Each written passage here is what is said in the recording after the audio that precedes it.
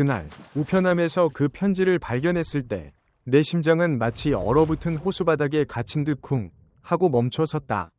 10년, 정확히 10년 전 내 여동생 서연이가 흔적도 없이 사라진 지 딱 10년이 되는 해였다. 그동안 우리는 경찰서, 몽타주, 끈질긴 수색, 그리고 결국엔 체념이라는 이름의 쓰라린 감옥 속에서 살았다. 아버지는 7년 전에 먼저 세상을 떠나셨고 어머니는 그 후로 계속 멍한 표정으로 창밖만 바라보셨다. 그리고 이제 내 앞에 놓인 이 낡고 누렇게 변색된 봉투, 주소조차 낯선 듯 삐뚤빼뚤한 필체로 적힌 내 이름, 강민준, 앞에 내 세상은 다시 한번 무너져 내렸다. 봉투를 뜯는 손이 얼마나 떨렸는지 모른다. 뜯는 소리마저 귓가에 찢어지는 듯 크게 울렸다.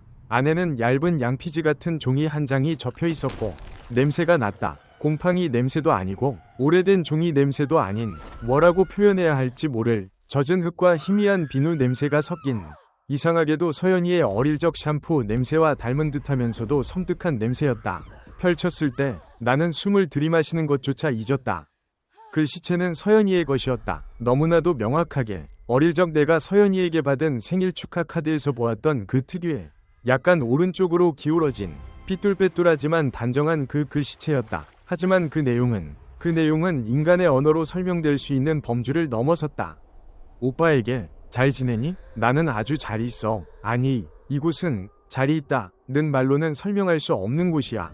오빠가 나를 찾는 동안 나는 내가 누구였는지 잊어버렸어. 아니, 잊은 게 아니라 이곳의 법칙에 따라 다르게 기억하고 있는 중이야.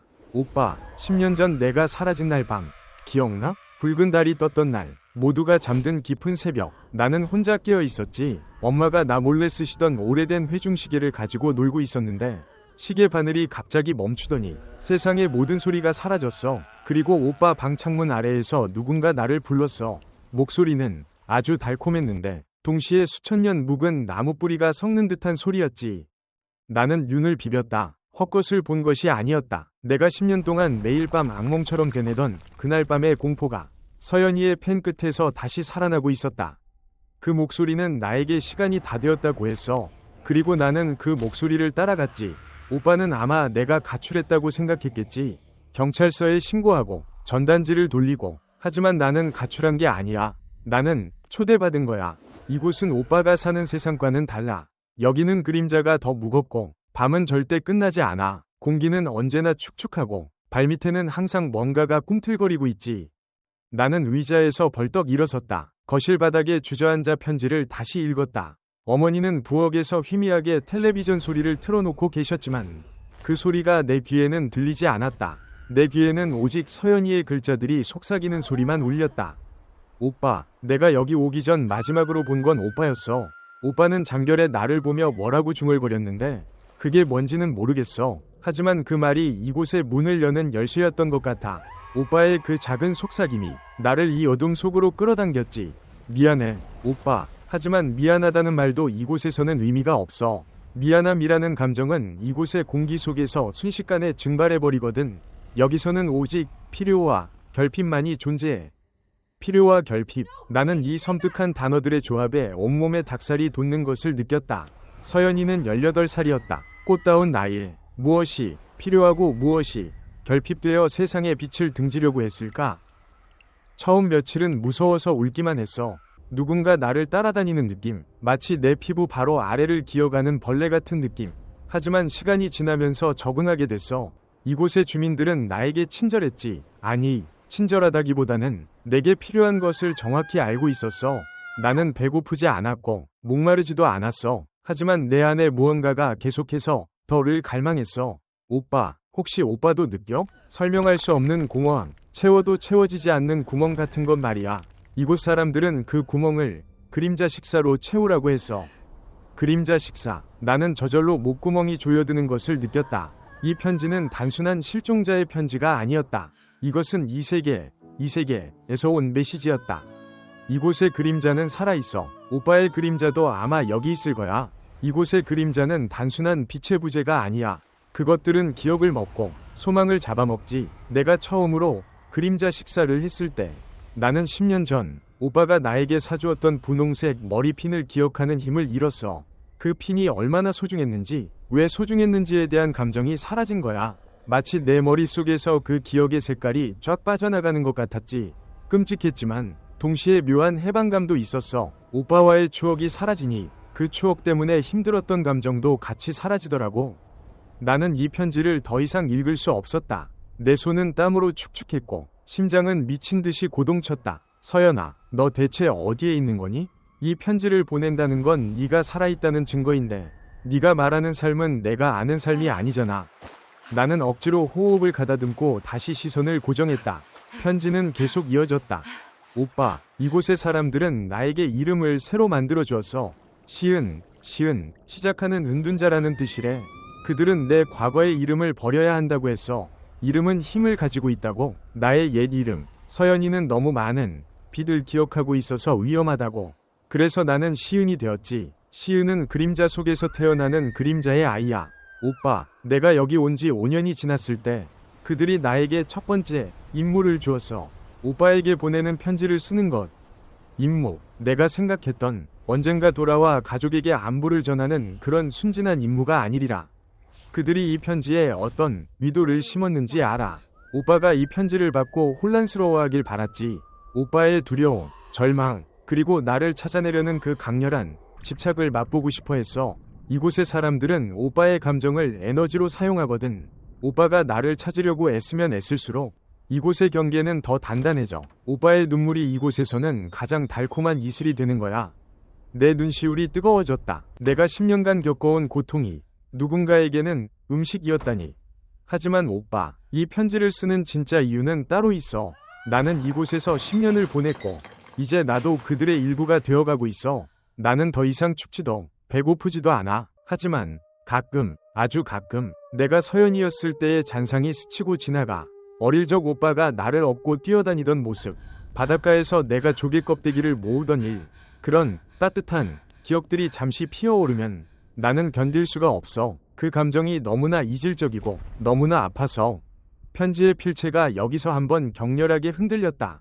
잉크가 번지면서 마치 눈물 자국처럼 보였다. 나는 이곳을 떠나야 해. 오빠, 아니, 떠날 수 없어. 이곳은 나를 붙잡고 있지만 내 안에 서연이가 저항하고 있어. 그들이 나에게 새로운 계약을 맺으라고 강요하고 있어. 영원히 이곳의 그림자 속에서 존재할 것인지, 아니면 그들이 말하는 순환의 일부가 될 것인지. 순환이란 건, 오빠, 그건 내가 이해하기 힘든 개념이야. 그들은 내가 이곳에 다른 존재를 데려와야 한다고 말해. 오빠의 강한 감정을 먹고 자란 무언가를 이곳으로 데려와야 한다고. 내 머릿속이 하얗게 비어버렸다. 다른 존재, 무언가. 그들이 나에게 마지막 기회를 주었어. 이 편지를 쓰는 것이 그들의 요구사항 중 하나였고, 만약 내가 이 편지를 보낸다면 그들은 내가 이곳에서 가장 안전한 곳으로 잠시 이동할 수 있도록 허락할 거라고 했지. 그래서 나는 지금 오빠가 나를 마지막으로 봤던 그 장소 근처에 아주 깊은 지하수로에서 이 편지를 쓰고 있어. 여기는 그들의 그림자가 가장 옅게 닿는 곳이야. 오빠, 내가 이 편지를 보냈다는 건 나에게 시간이 얼마 남지 않았다는 뜻이야. 그들은 내가 너무 많은 빛을 기억하려고 한다고 의심하고 있어. 그때 나는 문득 어머니의 존재를 깨달았다. 나는 이 편지를 붙들고 한참을 멍하니 있었던 것이다. 엄마. 나는 어머니께 달려갔다. 어머니는 여전히 소파에 앉아 계셨지만 표정이 굳어 있었다. 마치 오랜 시간 동안 똑같은 자세로 앉아있던 석상 같았다. 엄마, 저 좀 보세요. 나는 어머니의 뺨을 살짝 쳤다. 어머니는 아주 느리게 고개를 돌리셨다. 그 눈빛에는 초점이 없었고 마치 안개가 낀 듯 뿌옇기만 했다. 서연이, 우리 서연이 편지 왔단다. 네가 보낸 거 맞지? 내가 덜덜 떨리는 목소리로 말했다. 어머니는 아무 대답이 없으셨다. 그리고 그때 나는 어머니의 손을 보았다. 어머니는 무언가를 꽉 쥐고 계셨는데 그것은 낡은 실타래였다. 실타래는 어머니의 손에서 끊임없이 풀려나와 소파 아래로, 그리고 거실 바닥을 기어 마치 뱀처럼 벽을 타고 올라가고 있었다. 공포가 다시 나를 덮쳤다. 이것은 단순한 환상이 아니었다. 나는 다시 편지로 시선을 돌렸다. 서연이의 이야기는 가장 소름 끼치는 부분에 도달하고 있었다. 오빠, 내가 여기서 마주친 존재가 있어. 그들은 나를 관리자라고 부르지. 그 관리자는 10년 전 내가 사라진 밤 오빠 방 창문 아래에서 나를 불렀던 그 목소리의 주인이야. 그 관리자는 나에게 오빠가 얼마나 나를 그리워하는지에 대해 상세하게 묘사했어. 오빠가 서연이의 사진을 볼 때마다 눈물을 흘리는 횟수, 밤마다 서연이의 방문 앞에서 서성이는 시간, 심지어 오빠가 서연이가 좋아하던 노래를 흥얼거릴 때의 미세한 음정 차이까지 전부 알고 있었어. 오빠, 그들은 오빠의 모든 것을 관찰하고 있었던 거야. 나는 온몸에 털이 곤두서는 것을 느꼈다. 나는 항상 내가 혼자 슬퍼하고 있다고 믿었다. 하지만 누군가, 아니 무언가가 10년 동안 내 가장 깊은 고통을 엿보고 있었다니. 그들은 나에게 마지막으로 경고했어. 강민주는 너무 강하게 붙잡고 있다. 그의 감정의 끈이 끊어지면 그 역시 이곳으로 끌려올 것이다. 우리는 그가 자발적으로 오기를 기다릴 것이다. 오빠, 제발 나를 찾으려고 하지 마. 오빠가 이 편지를 읽고 있는 지금, 오빠의 그림자는 점점 더 짙어지고 있어. 나는 오빠의 그림자가 옅은 그림자 식사의 대상이 되는 것을 원하지 않아. 편지의 필체는 이제 거의 알아볼 수 없을 정도로 흐릿했다. 잉크가 끈적하게 엉겨 붙어 있었다. 마지막으로 부탁할게. 오빠, 내가 이 편지를 보낸 건 내가 이곳에서 무언가와 거래를 했기 때문이야. 만약 오빠가 3일 안에 이 편지에 적힌 단서, 붉은 달이 떴던 날, 서연이 방 창문 아래를 직접 확인하러 가지 않는다면 그들은 나를 완전히 이곳의 일부로 만들 거야. 그러면 나는 영원히 시은이 될 거고 서연이는 완전히 소멸해. 하지만 오빠가 그 장소에 간다면 그것은 오빠가 나의 초대를 받아들인다는 의미가 돼. 그러면 나는 오빠를 이곳으로 인도할 통로를 열 수 있어. 오빠는 나를 데려올 수 있을 거야. 하지만 그 대가는 너무 클지도 몰라. 밑에는 알 수 없는 기호들이 그려져 있었다. 복잡하게 얽힌 원과 선들, 마치 고대의 룬 문자 같기도 했고 혹은 누군가 긁어낸 듯한 흉터 같기도 했다. 그리고 마지막으로 아주 작게 마치 숨 쉬듯이 속삭이듯 적힌 문장. 오빠, 그곳은 3일 동안만 열려. 그리고 붉은 달이 뜨는 밤이 마지막이야. 나는 오빠의 냄새를 기억하려고 노력하고 있어. 잊지 마. 오빠, 오빠의 무언가가 나를 이곳으로 끌어들였으니 오빠의 무언가가 나를 다시 데려가야 해. 나는 편지를 손에서 놓쳤다. 편지는 바닥에 떨어졌고 바닥에 나무 틈새로 스며들듯이 사라지는 듯한 착각을 일으켰다. 3일, 붉은 달, 서연이의 방 창문 아래.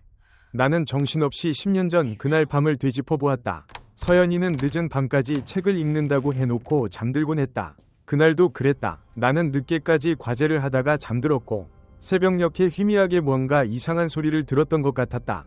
바람 소리인가 싶었는데 지금 생각해보니 그건 속삭이는 소리였을지도 모른다.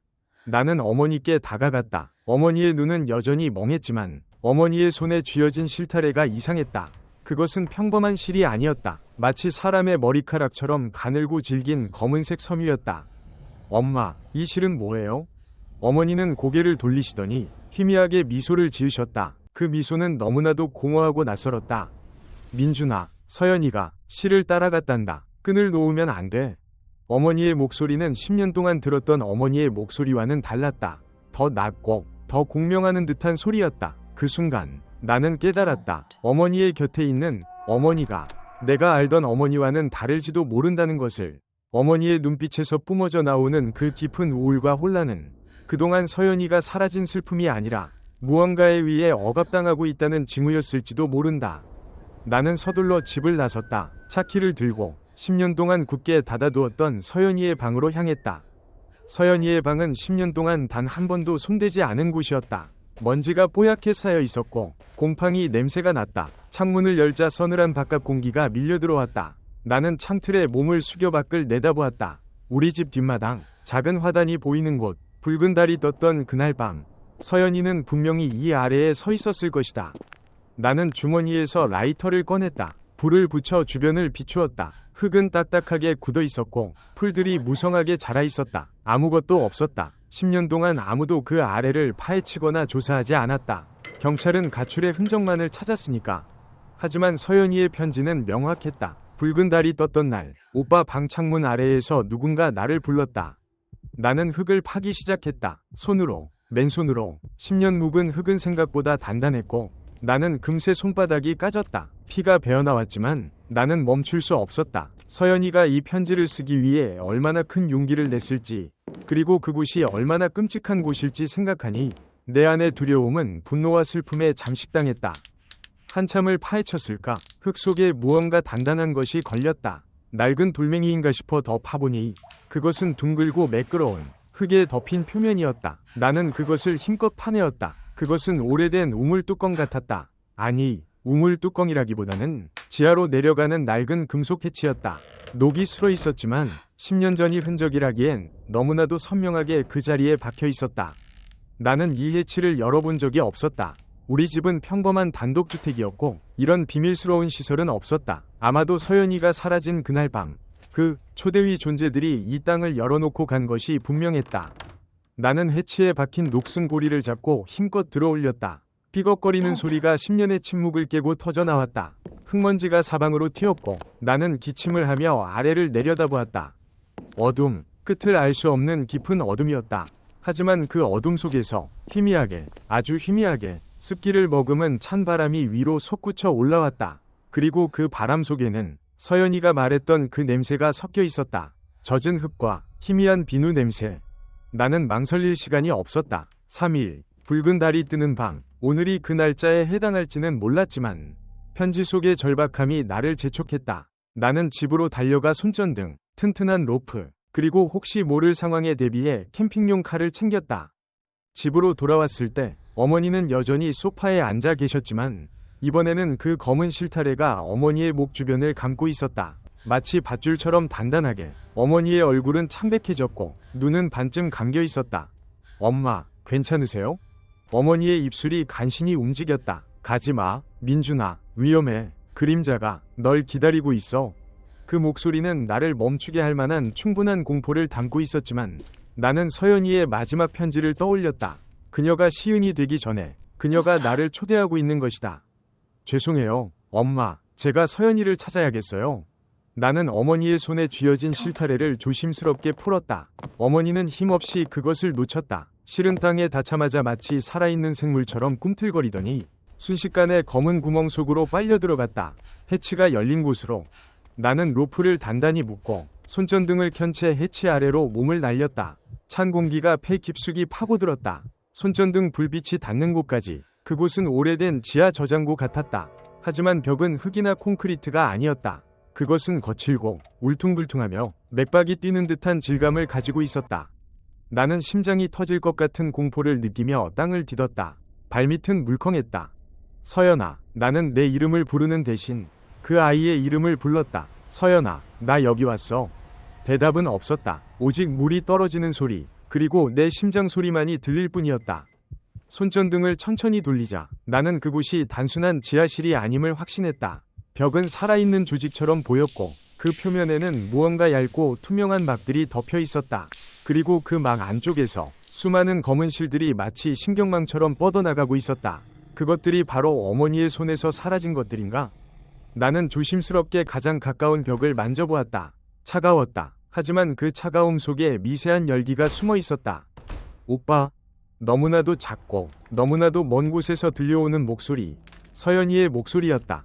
서연아, 나 여기 있어. 민준 오빠야. 나는 소리쳤다. 오빠, 이곳으로 오면 안 됐는데 그들이 오빠를 기다리고 있을 거예요. 서연이의 목소리가 떨리고 있었다.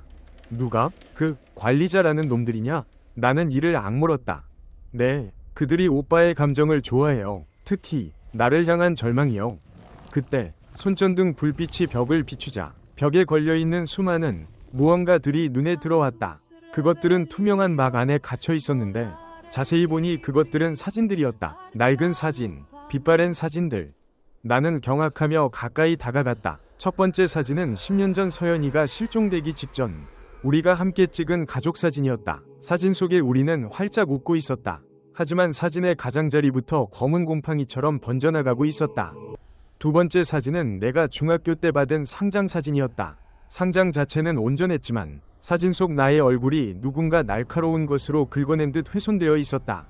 세 번째 사진은 어머니가 서연이의 첫 생일 때 찍은 희미한 흑백 사진이었다. 그 사진 속의 서연이의 얼굴은 마치 왁스처럼 녹아내리고 있었다. 이건 뭐야? 나는 숨을 헐떡였다. 오빠의 기억이 갇힌 거예요. 그들이 그걸 먹고 자라는 거예요. 오빠가 잊어버리길 바라지 않는 모든 것들이 여기에 전시되어 있죠. 그들은 오빠가 고통을 느끼며 이 사진들을 보기를 원했어요. 서연이가 흐느꼈다. 그 순간 지하 깊은 곳에서 둔탁한 울림이 느껴졌다. 땅이 한번 크게 흔들렸다. 빨리 오빠. 그들이 알았어요. 오빠가 여기 왔다는 걸. 서연이의 목소리가 급박해졌다. 어디로 가야 하니? 통로가 있니? 저 아래로. 더 깊이 가야 해요. 하지만 조심해야 해요. 이곳은 이제 그림자의 영역이에요. 오빠의 빛을 모두 빼앗길 거예요. 나는 로프를 단단히 붙잡고 더 깊은 곳으로 몸을 내렸다. 손전등 불빛은 점점 약해지는 듯했고 주변의 공기는 더욱 무거워져 마치 진흙 속을 걷는 것 같았다. 얼마나 내려갔을까? 지하의 깊은 곳에는 거대한 공간이 펼쳐져 있었다. 그곳은 동굴이었는데 천장에서는 아무것도 비치지 않았지만 바닥에는 희미한 핏빛에 가까운 붉은 빛이 은은하게 깔려 있었다. 그리고 그 붉은 빛 속에서 나는 그들을 보았다. 그들은 사람 위 형상을 하고 있었지만 피부는 수처럼 검고 윤기가 흘렀다. 그들의 눈은 없었고 대신 얼굴 중앙에 구멍이 뚫려 있었다. 그 구멍 속에서 희미한 연기가 피어올랐다. 그리고 그들 중앙에 서연이가 있었다. 시은, 그녀는 10년 전이 서연이가 아니었다. 그녀의 머리카락은 바닥까지 길게 늘어져 있었는데 검은색이 아니라 마치 빛을 흡수한 듯한 짙은 회색이었다. 그녀의 옷은 낡았지만 깨끗했고 그녀의 눈빛은 완전히 비어 있었다. 하지만 그 비어있는 눈 속에서 아주 희미하게 파란 불꽃이 깜빡이고 있었다. 그녀의 주위를 둘러싼 그림자 존재들이 그녀를 향해 손을 뻗고 있었다. 그 손끝에서 검은 실타래들이 나와 시은의 몸에 연결되어 있었다. 민준 오빠, 오지 말았어야 했어요. 시은이 말했다. 그녀의 목소리는 이제 더 이상 울림이 없었다. 무미건조하고 차가운 돌멩이 같은 소리였다.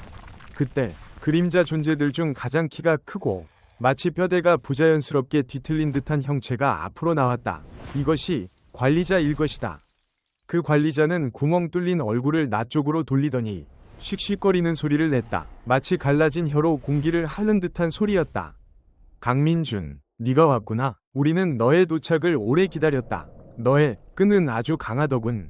10년 동안 끊어지지 않고 우리에게 지속적인 에너지를 공급했어. 훌륭해.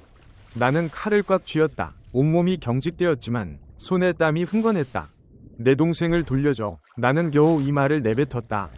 관리자는 비웃는 듯한 소리를 냈다. 돌려주라니? 그녀는 이미 우리의 일부가 되었다. 시은은 이제 그림자의 식탁 위에서 가장 맛있는 요리가 될 것이다. 오빠의 슬픔으로 양념된 완벽한 재료지. 그때 시은의 눈 속에서 파란 불꽃이 한번 크게 타올랐다. 거짓말하지 마세요. 당신들이 나에게 순환을 약속했잖아요. 시은이 외쳤다. 그녀의 목소리에는 잠시나마 서연이의 감정이 실렸다. 관리자는 뒤뚱거리며 시은에게 다가갔다. 순환? 그래, 순환. 하지만 그건 네가 스스로 대가를 치러야 가능한 순환이지.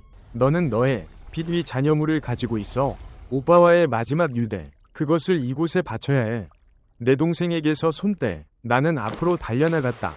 관리자는 나를 막지 않았다. 오히려 그들은 내 경로를 열어주었다. 나는 혼란스러웠다. 왜 나를 막지 않는 거지? 내가 시은에게 닿기 직전 관리자 중 하나가 나를 향해 손을 뻗었다. 그 손이 내 어깨를 잡으려 했을 때 나는 본능적으로 캠핑카를 휘둘렀다. 칼날이 그 존재의 검은 피부를 스치자 끔찍한 비명이 터져나왔다. 그 존재는 마치 잉크가 물에 퍼지듯 순식간에 녹아내리며 검은 연기가 되어 사라졌다. 오빠, 칼을 쓰세요. 그들은 빛의 잔상을 싫어해요. 시은이 소리쳤다. 나는 알았다. 이들은 물리적인 공격에 취약한 것이 아니라 서연이가 말했던 감정이입, 즉 내가 20년간 서연이를 그리워하며 품었던 순수한 애착과 연결된 모든 것에 취약한 것이다. 칼은 단지 내가 가진 위지의 물질화였을 뿐이다.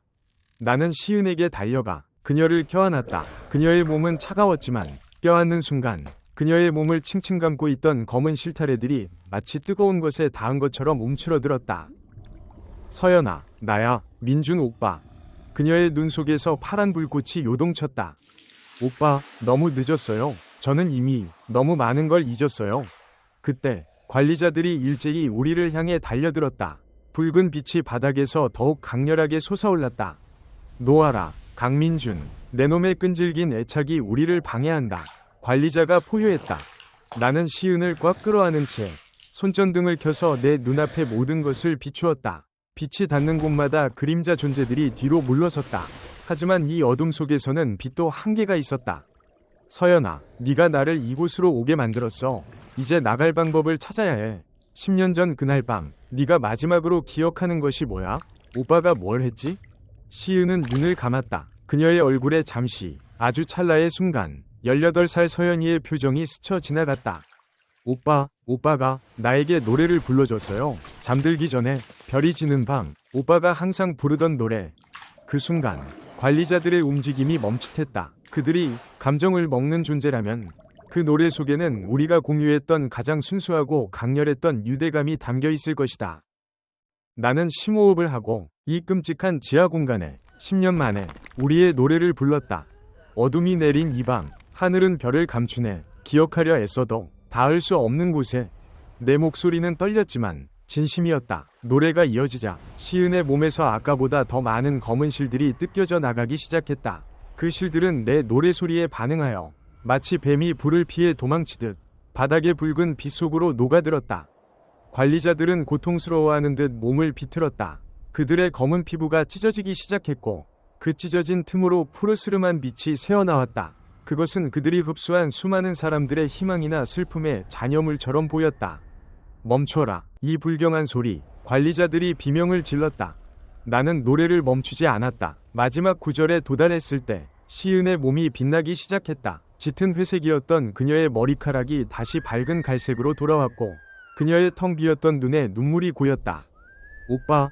그녀가 나를 향해 손을 뻗는 순간 관리자들이 마지막 힘을 다해 우리를 덮치려 했다. 바로 그때 노래의 마지막 음이 울려 퍼지자 시은의 몸에서 강렬한 흰 빛이 폭발했다. 그것은 10년 동안 그녀가 억눌러왔던 서연이로서의 모든 기억과 사랑의 에너지였다. 빛은 너무나 강력해서 나는 눈을 가릴 수밖에 없었다. 잠시 후 모든 것이 고요해졌다. 나는 천천히 눈을 떴다. 손전등은 바닥에 떨어져 있었고 그 붉은 빛도 사라진 뒤였다. 우리는 다시 차갑고 축축한 지하 공간에 있었다. 하지만 주위를 둘러보았을 때 더 이상 살아있는 벽이나 검은 존재들은 보이지 않았다. 그들이 녹아내린 흔적만이 희미하게 남아있을 뿐이었다. 그리고 내 옆에는 가느다란 몸으로 바닥에 주저앉아 울고 있는 서연이가 있었다. 10년 만의 재회였다. 그녀는 깡말랐고 얼굴에는 낯선 공포의 흔적이 새겨져 있었지만 그녀의 눈은 맑고 투명했다. 오빠, 나 돌아왔어. 그녀가 속삭였다. 그래, 서연아, 돌아왔어. 나는 그녀를 다시 힘껏 끌어안았다. 그녀의 몸은 이제 차갑지 않았다. 따뜻했다. 생명의 온기가 느껴졌다. 우리는 그곳에서 10년 동안 갇혀있던 빛들의 잔재를 뒤로하고 로프를 타고 다시 지상으로 올라왔다. 해치 뚜껑을 닫기 전 나는 마지막으로 그 어둠을 내려다보았다. 깊은 곳에서 아주 희미하게 씩씩거리는 소리가 들려오는 듯했지만 그것은 이제 더 이상 나를 위협하지 못했다. 10년간 축적된 나의 애정이 그들의 에너지를 소진시켜버린 것이다. 우리가 집으로 돌아왔을 때 어머니는 소파에서 조용히 잠들어 계셨다.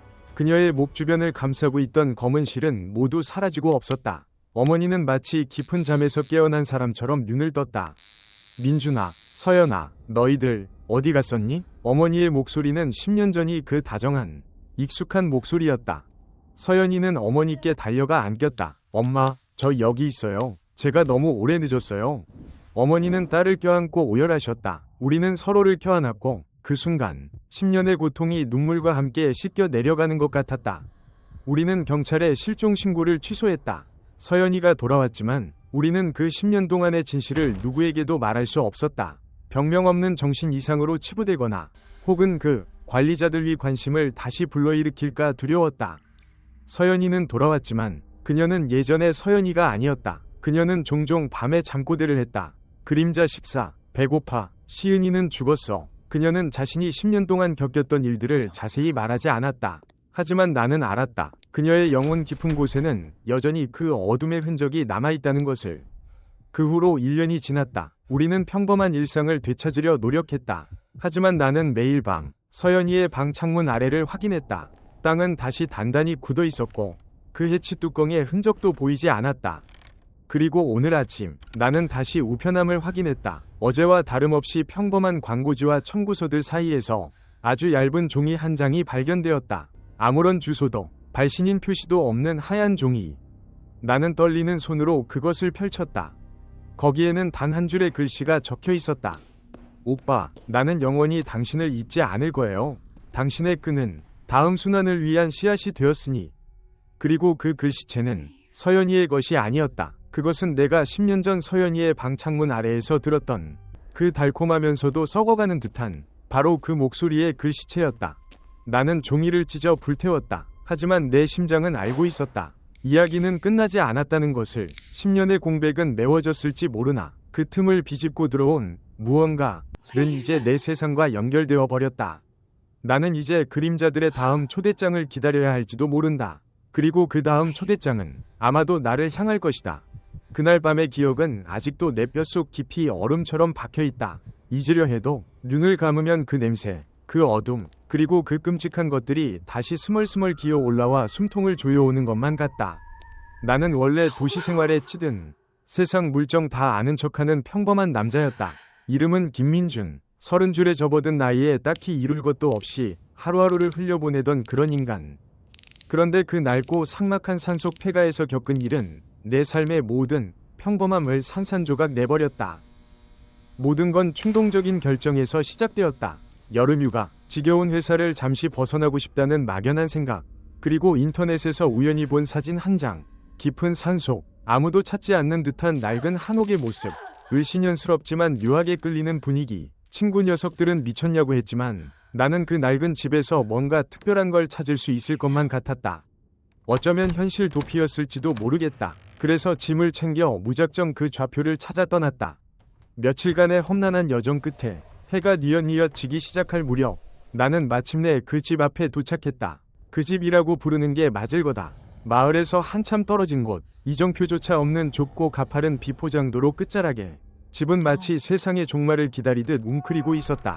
소나무 숲이 사방을 에워싸고 있었고 햇빛조차 제대로 들지 않는 듯했다. 공기는 습하고 무거웠으며 썩은 낙엽 냄새와 곰팡이 냄새가 뒤섞여 코를 찔렀다. 대문은 이미 나간 지 오래인지 삐걱거리는 소리를 내며 반쯤 열려 있었고 담장 곳곳은 무너져 내리고 있었다. 집 자체는 꽤 규모가 있는 한옥이었지만 모든 것이 사가 있었다. 지붕의 기와는 여기저기 뚫려 비가 샌 흔적이 역력했고 마당은 이름 모를 잡초와 넝쿨들이 집을 집어삼키려는 듯 무성하게 자라 있었다. 발을 딛는 순간 밟히는 낙엽들이 푸석푸석하고 건조한 소리를 냈다. 나는 주저할 틈도 없이 가방에서 랜턴을 꺼내 들었다. 이미 해가 져서 주변은 순식간에 짙은 남색으로 변하고 있었다. 와, 정말 아무도 안 살았나 보네.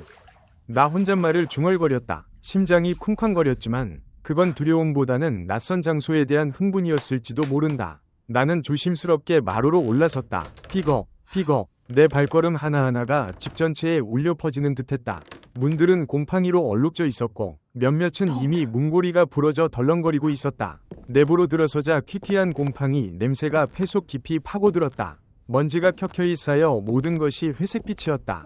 거실 같았던 곳에는 거미줄이 폭포수처럼 드리워져 있었고 낡은 가구들은 형체만 겨우 알아볼 수 있을 정도였다. 나는 가장 구석진 방 하나를 임시 거처로 정했다. 어차피 하룻밤 묵을 생각이었으니까 짐을 내려놓고 주변을 둘러보았다. 이 집은 어딘가 모르게 사람의 기척이 느껴지지 않는 곳이었다. 너무 조용했다. 숲의 소리조차도 이 집 안까지 침투하지 못하는 듯했다. 마치 시간이 멈춘 공간 같았다.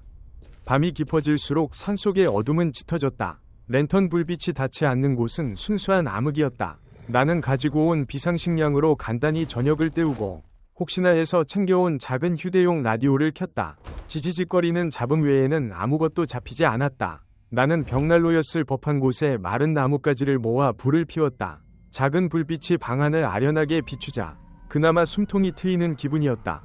그때였다. 별표 별표 쿵, 별표 별표. 분명히 1층, 그러니까 내가 있는 곳의 아래에서 나는 소리였다. 명확하고 무거운 물체가 바닥에 떨어지는 소리. 나는 숨을 멈췄다. 라디오 소리를 끄고 귀를 쫑긋 세웠다. 숲속이라 짐승 소리일 수도 있다고 애써 합리화하려 했지만 그 소리는 짐승의 발소리라기보다는 마치 무언가 단단한 것이 쿵하고 내려앉는 소리였다. 고요. 너무 깊은 고요가 이어졌다. 나는 주머니에서 등산용 칼을 꺼내 들었다. 심장이 목구멍까지 치솟는 기분이었다. 이 시간에 누가 여기를 찾아왔을까? 아니, 애초에 여길 어떻게 알고 왔지? 나는 조심스럽게 랜턴을 들고 마루로 나섰다. 삐걱거리는 소리가 두려워 발 뒤꿈치부터 살금살금 걸었다. 마루는 길었고 집의 구조는 복잡해 보였다. 불을 지핀 방을 지나 현관 쪽으로 다가갔다. 현관 옆에는 낡은 나무 계단이 지하로 이어져 있었다. 그 계단이었다. 소리는 그쪽에서 났던 것이다. 지하실. 이 오래된 한옥의 지하실이라니. 상상도 못했던 구조였다. 나는 잠시 망설였다. 돌아가서 잠이나 잘까? 하지만 호기심, 혹은 그 본능적인 공포가 나를 끌어당겼다. 이 폐가에 숨겨진 이야기가 있다면 그 열쇠는 저 어둠 속에 있을 것만 같았다. 나는 숨을 크게 들이마시고 계단 난간을 잡았다. 나무는 축축했고 차가운 냉기가 발목을 감쌌다. 랜턴 불빛을 아래로 비추자 시야는 좁게 뚫렸다. 열댓 개의 계단 아래는 칠흑 같은 어둠이었다. 곰팡내와 흙냄새, 그리고 뭔가 낯선 쇠 냄새 같은 것이 섞여 올라왔다. 저, 혹시 누구 계십니까? 내 목소리는 심하게 떨렸다. 대답은 없었다. 오직 내 숨소리만이 귓가에 울릴 뿐이었다. 나는 반걸음, 또 반걸음을 내디디며 조심스럽게 내려갔다. 계단이 끝나자 흙바닥이 나왔다. 지하실은 생각보다 넓었고 천장이 낮아 고개를 숙여야만 했다. 랜턴을 천천히 돌리자 벽은 축축한 흙과 돌로 얼기설기 쌓여 있었다. 오래된 농기구나 썩은 장독 같은 것들이 구석에 방치되어 있었다. 그때 나는 그것을 보았다. 지하실의 가장 안쪽, 네모난 기둥 옆 구석진 곳. 다른 곳보다 유독 어두컴컴한 그림자가 져 있었다. 나는 그곳으로 다가갔다. 발밑에 흙은 푹신했고 뭔가 밟고 지나가는 느낌이 이상했다. 가까이 다가갈수록 쇠냄새가 강해졌다. 구석에는 커다란 나무 괴짝이 놓여 있었다. 뚜껑이 완전히 닫혀 있지 않고 살짝 열려 있었다. 그 틈 사이로 랜턴 불빛을 비추었다. 괴짝 안에는 아무것도 없는 줄 알았다. 그런데 그 아래, 괴짝이 놓인 흙바닥 위에 무언가 검고 작은 것이 놓여 있었다. 나는 무릎을 꿇었다. 손이 덜덜 떨려 괴짝을 밀어 옆으로 치우려고 했다. 괴짝은 생각보다 무거웠다. 낑낑거리며 힘을 주자 괴짝이 간신히 옆으로 밀려났다. 그리고 나는 그것을 보았다. 내 사진들이었다. 내 어릴 적 사진들, 10대 시절의 어색한 증명사진, 대학 졸업사진, 심지어 내가 가장 최근에 찍었던, 바로 이 여행을 오기 직전에 찍었던 셀카 사진까지 수십 장이 겹겹이 쌓여 있었다. 너무나도 선명한 내 얼굴들, 마치 누군가 내 인생의 역사를 시간순으로 모아놓은 것처럼. 공포가 전신을 마비시키는 순간이었다. 말도 안 돼. 어떻게 내 사진이 여기에? 내가 이 집에 온 지 이제 몇 시간밖에 되지 않았는데 내 과거의 기록들이 어떻게 이 깊은 산속 폐가의 지하실 구석에 놓여 있을 수 있단 말인가? 나는 떨리는 손으로 사진 뭉치를 집어들었다. 종이들이 차갑고 눅눅했다. 내가 분명히 사진을 모르는 사람에게 보여준 적이 없었다. 이 집을 찾아오기 전까지는 이 집의 존재조차 몰랐다. 그때 사진들 아래에 숨겨져 있던 또 다른 무언가가 눈에 들어왔다. 붉은색, 핏빛처럼 선명한 붉은색의 물건. 그것은 낡은 가죽 표지의 일기장이었다.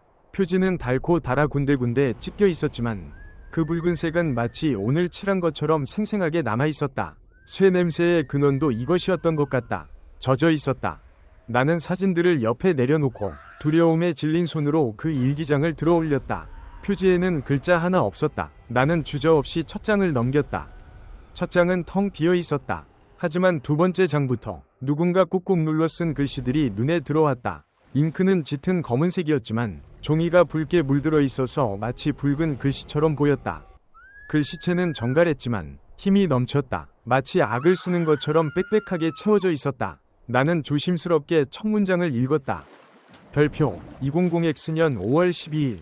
드디어 그를 보았다. 그는 저 멀리 도시의 빛 속에서 헤매고 있었다. 하지만 나는 알고 있다. 그가 이곳으로 오게 될 것을. 별표. 온몸에 털이 곤두섰다. 글 아니? 그게 나를 지칭하는 건가? 나는 계속 읽어 내려갔다. 별표. 이곳은 그가 잊고 살았던 곳이다. 그의 숨결, 그의 그림자, 그의 모든 조각이 이곳의 흙과 공기에 스며들어야만 한다. 나는 그를 기다리고 있다. 오래전부터. 별표. 읽는 동안 손에 땀이 흘러 일기장이 미끄러질 지경이었다. 나는 재빨리 다음 페이지를 넘겼다. 날짜들은 무작위적으로 적혀 있었고 어떤 날들은 아예 날짜도 없이 감정적인 격앙만이 담겨 있었다. 별표. 그의 눈빛이 이토록 나를 닮아 있었다니. 나는 그의 모든 것을 가져야 한다. 그의 슬픔, 그의 기쁨, 그의 존재 자체를. 별표. 그리고 다음 페이지. 거기에는 내가 초등학교 때 입었던 옷의 스케치가 그려져 있었다. 섬세하게, 마치 화가가 그린 것처럼. 나는 그 그림을 보자마자 숨을 들이켰다. 내가 아무에게도 보여준 적 없는 아주 어린 시절의 기억 속 옷이었다. 이게 뭐야? 나는 공포에 질려등 뒤를 돌아보았다. 지하실 입구 쪽, 랜턴 불빛이 닿지 않는 그 어둠 속에서 무언가 나를 지켜보고 있는 듯한 기묘한 압력이 느껴졌다. 나는 급히 시선을 돌려 다시 일기장에 집중했다. 이 일기장의 주인은 나에 대해 무엇을 알고 있는가? 나를 이 폐가로 끌어들인 건 대체 누구인가? 일기장은 점점 더 광적인 내용으로 치달았다. 별표, 그가 지금 이 숲에 들어왔다. 나는 느낄 수 있다. 흙을 밟는 그의 발걸음 하나하나가 내 심장을 뛰게 한다. 그는 나를 찾아야만 한다. 그것이 운명이다. 별표. 이 글을 쓴 시점은 내가 이 집에 도착하기 훨씬 전이었다. 그럼 이 글을 쓴 사람은 도대체 언제부터 나를 지켜보고 있었단 말인가? 사진들이 왜 여기에 모여 있었을까? 마치 누군가 나의 인생을 기록하고 나의 방문을 예견하고 이 모든 상황을 연출한 것처럼 느껴졌다.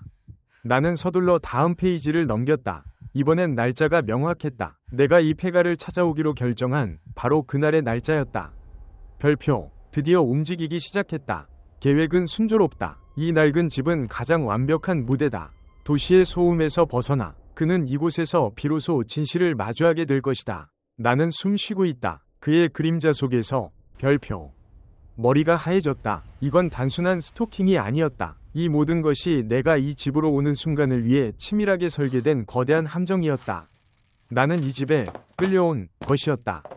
나는 마지막 장을 넘겼다. 그곳에는 글씨 대신 얇은 종이에 무언가 긁힌 자국이 있었다. 빛에 비춰보니 그것은 글이 아니었다. 별표 별표 나의 얼굴이었다. 별표 별표. 내가 지금 이 순간 지하실에서 랜턴 불빛 아래 떨고 있는 나의 모습이 아주 거칠게 마치 손톱으로 긁어낸 듯한 선으로 표현되어 있었다. 나의 불안한 표정, 움츠러든 자세, 그리고 손에 들고 있는 랜턴의 빛까지도 묘하게 묘사되어 있었다. 그림 아래에는 단 한 단어, 붉은 잉크로 덧칠된 듯한 글씨가 있었다. 별표 별표, 곧 별표 별표. 나는 일기장을 내던졌다. 퍽 하는 소리와 함께 낡은 가죽이 흙바닥에 떨어졌다. 심장이 미친 듯이 뛰었고 호흡이 가빠졌다. 누구야? 거기 누구 있어? 나는 소리쳤다. 이번에는 최대한 목소리를 가다듬으려 했지만 비명에 가까웠다. 그 순간 위층에서 무언가 움직이는 소리가 들렸다. 별표 별표 끼익. 별표 별표. 내가 머물기로 했던 방이 낡은 문이 바람도 없는데 아주 천천히 길게 끌리는 소리를 내며 열리는 소리였다. 마치 누군가 그 문을 밀고 들어오는 듯한 소리였다. 나는 재빨리 랜턴을 들고 계단 쪽으로 몸을 돌렸다. 도망쳐야 했다. 이 모든 것이 현실이 아니기를 바라면서 나는 본능적으로 1층으로 뛰쳐 올라갔다. 계단을 오르는 발걸음은 흙바닥 위를 뛸 때보다 훨씬 소리가 컸다. 삐걱거리는 마루 소리가 숲속의 정적을 갈랐다. 나는 멈추지 않고 내가 임시로 짐을 둔 방으로 달려갔다. 문을 박차고 들어서자 방 안은 싸늘하게 식어 있었다. 내가 피워놓았던 작은 불꽃은 이미 꺼진 지 오래였다. 숨만 희미하게 남아있었고 방 안은 다시 짙은 어둠에 잠식되어 있었다. 내 짐가방이 바닥에 뒤집혀 있었다. 내가 챙겨온 모든 것들, 옷까지, 비상식량, 심지어 새로 산 텐트까지 모두가 밖으로 쏟아져 나와 있었다. 그리고 내 가방의 지퍼는 마치 누군가에게 억지로 뜯긴 듯 부서져 있었다. 그때 내 눈에 들어온 것은 쏟아진 짐들 사이에서 빛을 반사하는 작은 물체였다. 내가 휴대용으로 가져온 스마트폰이었다. 내가 지하실로 내려가기 전에 분명히 절전 모드로 설정해 두었는데 화면이 켜져 있었다. 나는 떨리는 손으로 폰을 집어들었다. 배터리가 간당간당한 듯 붉은색 표시등이 깜빡였다. 화면에는 메인 화면 대신 내가 찍었던 셀카 사진이 배경화면으로 설정되어 있었다. 그리고 그 위에 알림창이 떠 있었다. 별표 별표 문자 메시지. 별표 별표. 발신자는 알 수 없는 번호였다. 메시지 내용은 단 하나였다. 별표 별표. 지금 당신의 뒤. 별표 별표. 온몸에 피가 얼어붙는 듯했다. 나는 소리도 지르지 못하고 천천히, 아주 천천히 고개를 돌렸다. 내 뒤, 방금 내가 들어왔던 문 앞, 텅 빈 문틀 사이로 짙은 그림자가 서 있었다. 그것은 인간의 형상 같았지만 비율이 기괴하게 길고 비틀어져 있었다. 랜턴을 든 내 손이 공중에서 멈췄다. 나는 그것의 형태를 명확히 보려고 애썼지만 어둠이 너무 짙어 윤곽만 잡힐 뿐이었다. 하지만 분명한 것은 그 그림자 속에서 섬뜩하리만치 낯익은 무언가가 나를 향해 다가오고 있다는 사실이었다. 마치 흙이 묻은 발로 삐걱거리는 마루를 밟으며 천천히 의도적으로 한 걸음씩 다가오는 소리가 들렸다. 그것은 아까 지하실에서 들었던 쿵 소리가 아니었다. 이것은 걷는 소리였다. 사람의 걸음걸이 같았지만 리듬이 없었다. 나는 용기를 쥐어짜내어 랜턴 불빛을 그림자 쪽으로 정면으로 비추었다. 빛이 닿는 순간 나는 비명을 질렀다. 그것은 사람이 아니었다. 아니, 사람이었던 무언가였다. 그것은 완전히 검은색이었다. 피부라고 부를 수 있는 것이 있었는지조차 모를 정도로 빛을 흡수하는 듯한 존재. 얼굴 형태는 일그러져 있었고 눈이 있어야 할 자리에는 깊고 텅 빈 구멍만이 존재했다. 가장 끔찍한 것은 그 길고 앙상한 팔이었다. 팔꿈치가 비정상적으로 꺾여 있었고 손가락 끝은 마치 짐승의 발톱처럼 길게 자라나 있었다. 그리고 그 존재의 목덜미 부분, 곰팡이 냄새와 섞여 올라오는 그 쇠 냄새의 정체였다. 젖은 듯 축 늘어진 누런 옷가지 사이로 누군가의 뼈가 비쳐 보였다. 그것은 나를 향해 천천히 고개를 기울였다. 그 움직임은 마치 오래된 인형이 억지로 관절을 꺾는 것 같았다. 그리고 그 텅 빈 눈구멍 속에서 나는 아주 희미하게 찰나의 순간이었지만 내가 들고 있던 랜턴 불빛을 반사하는 무언가를 보았다. 그것은 별표 붉은색 별표이었다. 순간적으로 나는 내 머릿속에서 모든 이성적인 사고가 멈추는 것을 느꼈다. 이 집, 이 숲, 이 모든 고립된 상황이 이 존재를 위한 배경이었고 나는 이제 무대 위에 홀로 남겨진 배우가 된 것 같았다. 나는 비명을 지르며 몸을 틀었다. 짐을 챙길 생각도 하지 못했다. 오직 살아야 한다는 본능만이 나를 이끌었다. 나는 쏟아진 짐들을 발로 차면서 문을 향해 돌진했다. 밖으로 나가야 했다. 숲속이라도 빛이 있는 곳이라면. 마루를 가로질러 현관으로 향했다. 내 뒤에서 삐걱거리는 소리가 빨라졌다. 더 이상 천천히 걷는 소리가 아니었다. 그것은 흙바닥을 긁으며 미끄러지듯 쫓아오는 소리였다. 별표 쉬이익 별표. 나는 현관으로 몸을 던졌다. 덜컹거리는 낡은 문을 잡아 열고 밖으로 뛰어내렸다. 차가운 밤 공기가 뺨에 닿았지만 그보다 더 섬뜩한 것은 내 뒤에서 느껴지는 압력이었다. 나는 뒤돌아보지 않았다. 오직 달렸다. 잡초가 무성한 마당, 무너진 담벼락을 넘어서 숲속으로 뛰어들었다. 랜턴은 마루에 그대로 버려져 있었다. 숲은 칠흑 같았다. 나는 나무 뿌리에 걸려 넘어지기도 하고 가지에 긁히기도 했다. 하지만 멈출 수 없었다. 뒤를 돌아보는 순간 그것이 나를 붙잡을 것만 같았다. 한참을 달렸을까? 숨이 턱까지 차올랐을 때 나는 숲속 깊은 곳에서 길을 잃었다는 것을 깨달았다. 달빛조차 희미하게 비치는 곳이었다. 나는 얇은 티셔츠 차림이었다. 긴팔 하나 없이 달랑 바지와 운동화만 신고 도망쳐 나왔다. 소름이 끼쳤다. 온몸이 땀과 밤이슬에 젖어 차가웠다. 그때 숲이 멈춘 것처럼 고요해졌다. 쫓아오는 소리가 들리지 않았다. 내가 너무 빨리 달려 거리를 벌린 것일까? 나는 숨을 고르기 위해 거대한 나무 밑동에 기대어 주저앉았다. 심장이 진정될 기미가 보이지 않았다. 젠장. 나는 이 상황을 설명할 방법이 없었다. 누가 믿겠는가? 아무도 없는 산속 폐가에서 나를 기다리고 있던 검은 그림자와 내 사진과 붉은 일기장을 발견했다는 이야기를. 나는 정신을 차리고 주변을 둘러보았다. 익숙한 비포장 도로로 돌아가야 했다. 하지만 숲속은 온통 똑같은 나무들과 어둠뿐이었다. 얼마나 시간이 흘렀을까? 공포에 질린 채 앉아있는데 이번에는 다른 소리가 들렸다. 별표 서걱 별표. 이번에는 걷는 소리가 아니었다. 무언가 종이를 바스락거리는 소리. 그리고 익숙한 목소리가 들렸다. 속삭임. 민준아, 왜 나를 두고 가려고 해?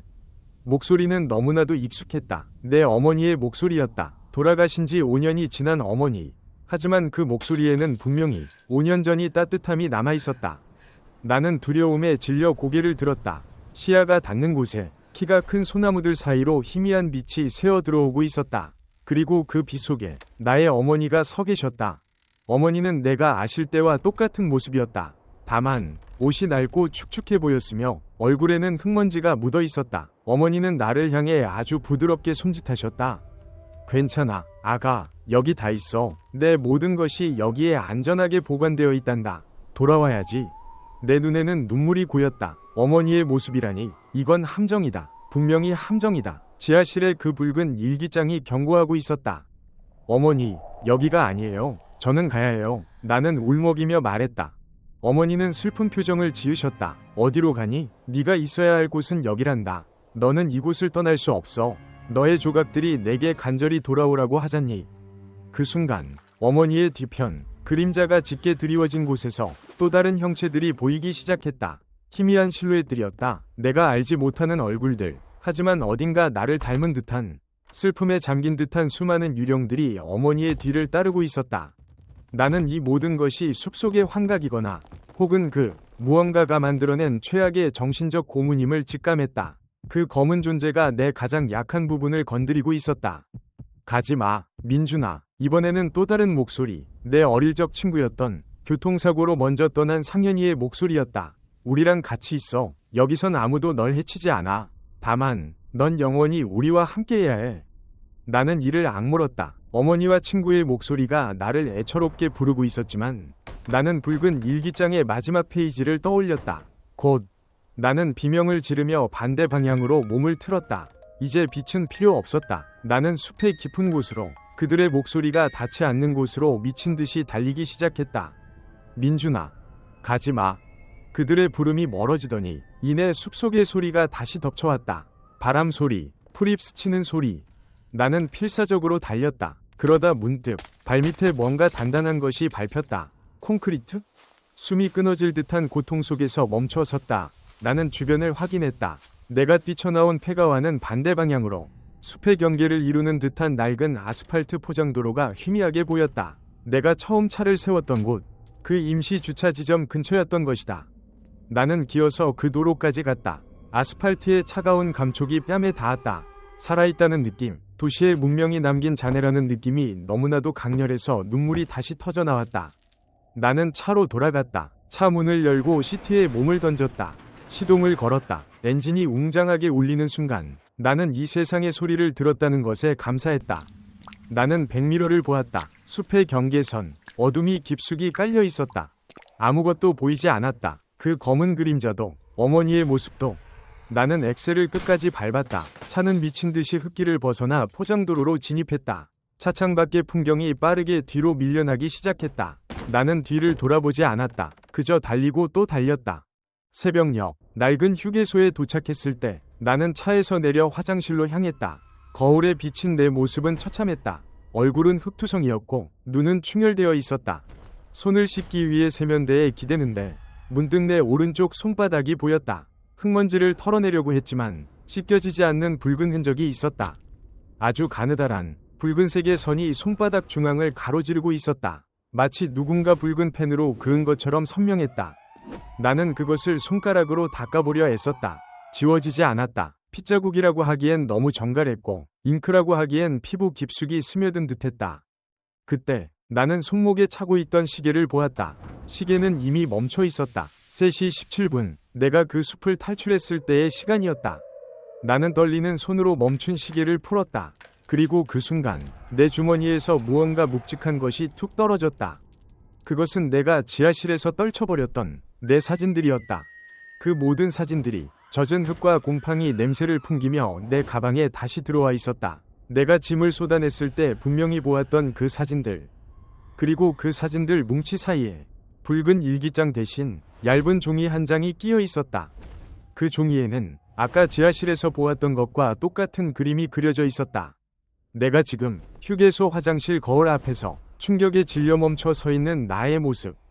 그리고 그 그림의 오른쪽 아래 검은색으로 꾹꾹 눌러 쓴 글씨가 있었다. 별표 별표. 당신은 결코 이곳을 떠나지 못해. 모든 길은 다시 그곳으로 연결되니까. 별표 별표. 나는 그 종이를 보다가 문득 고개를 들어 거울 속에 나를 보았다. 내 뒤, 거울에 비친 내 그림자 쪽으로 칠흑 같은 어둠이 짙게 드리워져 있는 것을 보았다. 그 어둠 속에서 붉은 잉크처럼 번지는 희미한 빛이 나를 향해 느리게 손짓하고 있었다. 나는 그날 이후로 모든 산과 깊은 숲을 피하고 있다. 밤에는 잠을 잘 때마다 흙냄새와 곰팡이 냄새가 내 방에 가득 차는 악몽에 시달린다. 그리고 나는 안다. 나는 그 폐가를 떠난 것이 아니었다. 나는 단지 그들이 준비한 더 넓은 무대로 잠시 나왔을 뿐이라는 것을. 내 손바닥의 붉은 선은 아직도 남아있다. 그것은 내가 그 지하실에 있었다는, 그리고 그들이 나의 모든 것을 알고 있다는, 영원한 증표처럼 박혀 있다. 나는 매일 아침 그 붉은 선을 보며 이 모든 것이 꿈이기를 혹은 이 모든 기록이 나에게 닿지 않기를 간절히 빌 뿐이다. 하지만 내가 깨어있는 한 그들은 멈추지 않을 것이다. 그들은 나를 기록하고 기다리고 있으니까. 그리고 내가 아는 한 그들은 나의 가장 깊은 곳, 가장 잊고 싶은 기억 속에서 늘 존재하고 있다.